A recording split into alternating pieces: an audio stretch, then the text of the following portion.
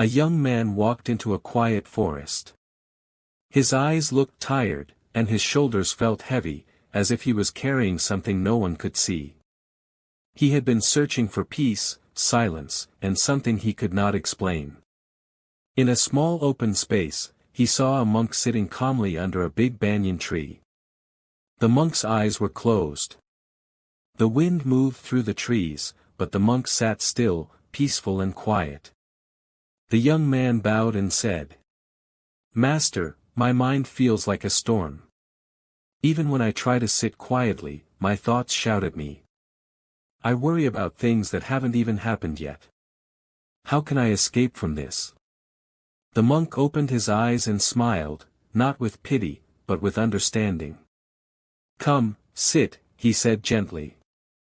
"Let me tell you a story. There was once a king who asked me the same question. Long ago, in a rich and powerful kingdom in the east, there lived a king named Aranya. He had everything: gold, soldiers, palaces, and a beautiful crown. But every night, when his people were sleeping peacefully, the king could not sleep. His mind was full of fear. What if the crops don't grow next year? What if my friends turn against me? What if I fall sick? What if the people stop loving me? No enemy had ever defeated his kingdom, but his own thoughts defeated his peace every night. One morning, the king called his ministers and said, "Find the wisest monk. I want to know why, even though I have everything, I still feel like I have nothing." That was when they brought me to his palace. The king looked tired and worried. He said, "Please teach me how to stop worrying. Give me peace." I bowed and said, "Your Majesty, allow me to stay in your palace for 3 days. I will answer your question on the 4th day." He agreed. The first day, I saw the king enter his mirror hall. It was a big room filled with mirrors, showing his reflection from every side. Every mirror was perfect, except one. One mirror had a small crack at the bottom. The king stopped. "Who broke this mirror?" he shouted. "Fix it at once." For the next 3 days, he refused to go into the mirror hall. He could not stand to see that one broken mirror. I said nothing. But I thought, out of so many mirrors, one small crack had stolen all his happiness. On the 2nd day, the king lost a ring. It was an old ring his mother had given him. He became very upset. "No one eats, no one rests until it's found," he ordered. He stopped a festival. He didn't attend his son's poem event. He even scolded his wife for smiling. After some days, the ring was found, under his own pillow.